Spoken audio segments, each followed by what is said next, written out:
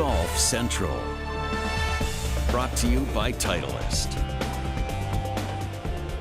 Opening round of the AT&T Pebble Beach Pro-Am from one of the best spots on the planet, the Monterey Peninsula. Beautiful day. And look at these scores. Some low ones out there, not a ton of wind, blue skies, a lot of sunshine. Ryan Burr along with Trip Eisenhower, Jim Gallagher Jr.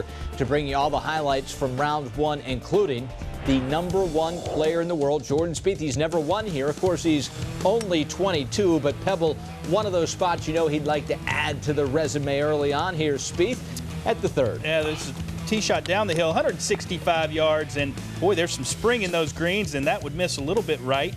But a fairly mundane chip, Jim. Yeah, but look how far back in the stance he is, and it's just kind of one of those fluffy, kind of dragging it in there. Pretty quick on his motion as well. Looks frustrated to see. So now Spieth putting to save par. #1 in strokes gained putting, and yeah, that's why right there, Jordan Spieth. Good save with the flat stick. And he remains even.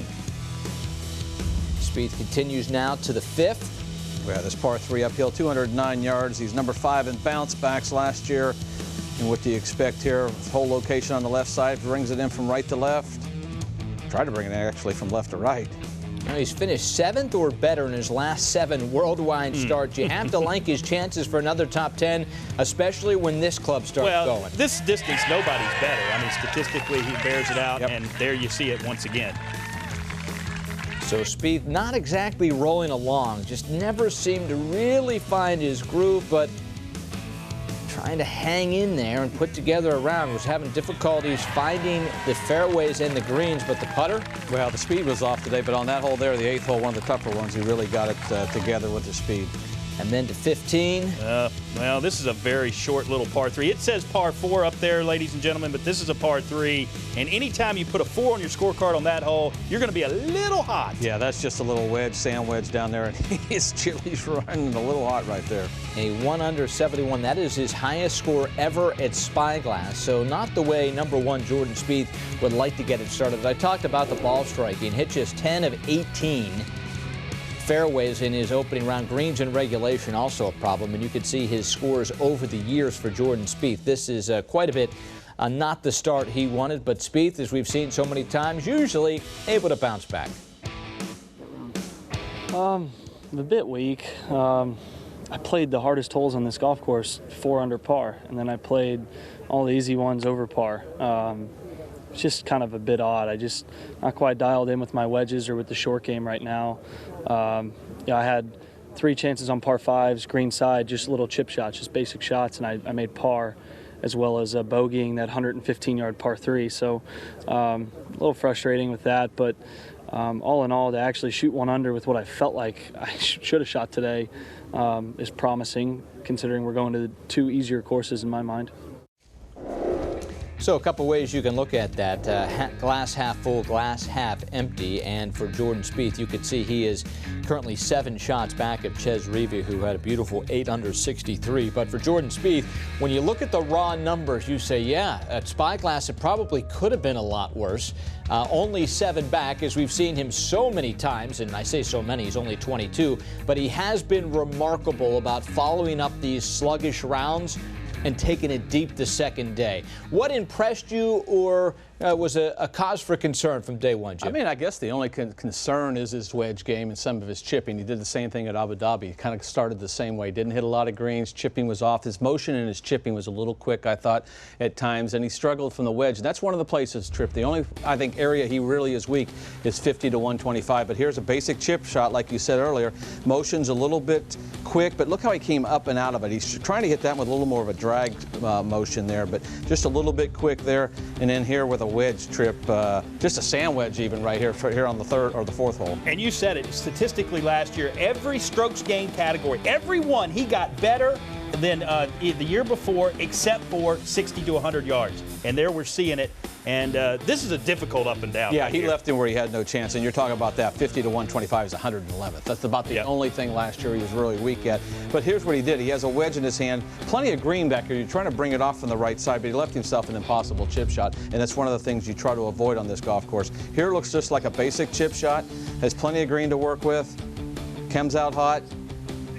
That's not Spieth-like to me. No, and that's a par 5 where you missed it to the Right. area where you're supposed to miss it. There's water left. He should get that up and down 80% of the time. And he played the par 5s only 1 under. And even though everybody thinks he's not long, he still has played well on the par 5s. He's one of the top 5 or 10 players in scoring on the par 5s. So just off with that, I think it's just a little bit of getting into. But you know, he shoots under par, didn't have his best. That's one of the things he has to look, like you said, half full. Yeah, you know, the other thing you get always with Jordan Spieth is, he's 22. He's not going to get tired. He has traveled all over the world, from Hawaii and overseas, back and forth. He talks about being sluggish. I know he's 22, Tripp, but when you travel, it does take its toll. It does, but he's not sitting in 32F, okay? Fair. I mean, he's flying on a Gulfstream, so, okay, I mean, let's give him a little bit there. But, yeah, it probably did wear on him. He said he's probably not going to do that kind of globetrotting again. But the thing about Jordan Spieth that I love is that was an honest assessment of his game. I mean, he's exactly right. We pointed out the things he did wrong. He's aware of that. He's going to play his way into this golf tournament. The good news for him is this round where he was below average happened on the hardest golf course. He's got 2 easy golf courses, or 2 easier golf courses in front of him. He's got the shortest golf course on the PGA Tour last year, Pebble Beach, and the 4th shortest, Monterey Peninsula last year. So he's got opportunities to get himself back in this golf tournament, because the majority of the low scores, the mid-60 scores that you kind of need when you shoot around like he did today to get back in it, he's got those golf courses that are much easier to do it on than Spyglass. And to your point, Ryan, about being tired, that was one of the concerns when you think about the world travel. I don't care where you're sitting. That's a lot of travel, and he was sluggish. You think about what's going to happen this summer with all the majors, the Olympics, the Ryder Cup. There's a lot going on. Will he make some adjustments in that? And you see a lot of players, they chase the money. They go after the bucks. They go after that, and they do the world travel. But he's smart enough to figure out, maybe I'm not going to do that now. Maybe I'll make some adjustments. And I don't care where you're sitting. That's a lot. You tell you there's time changes and everything. That's a lot on you after the year you've just had, and a big year coming up as well. Maturity and consistency, 2 of his best traits. Look for a bounce back from Jordan Spieth on Friday and Saturday, that is for sure. Speaking of bounce back, Phil Mickelson having a bounce back kind of year. Already an 11th place and 3rd place finish on the PGA Tour in 2016. He's won here 4 times and getting his day started. How about a 68 for lefty Justin Rose? Well, here's Spyglass Hill, 10th hole in the bunker. And, well, this is a great way to save it right there. Birdie, he shot 66. I think he's your tournament leader, because he shot it at Spyglass. So he took advantage of it. 23 putts for Justin Rose on 18 holes, guys. That's pretty good. DJ, he loves this place, but doesn't love that shot. That's like having your ball stuck in the middle of your fingers and trying to hit it through there, and just comes right underneath that. And actually, this next lie he has is worse than he had there. You're going to get it out of there this time.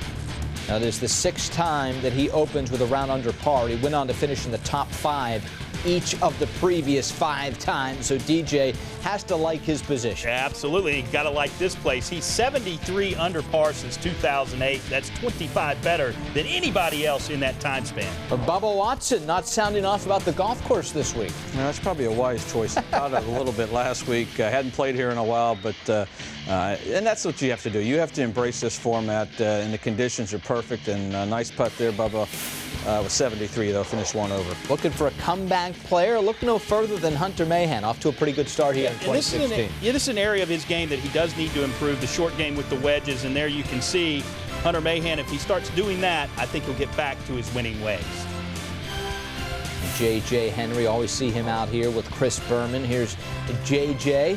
at the 12th. That was your comeback one out in Reno at the Barracuda last year in a playoff to kind of salvage his year. Nice shot there. That was really a good chip there. Shoots 70, finished at 2 under par.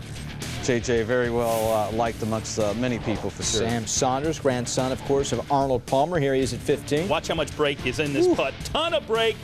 20% from this range today, and Saunders would shoot 2 under 70. So all in all, good stuff here at the opening day. Just a spectacular day weather-wise, and really we're looking forward to a great week all weekend long.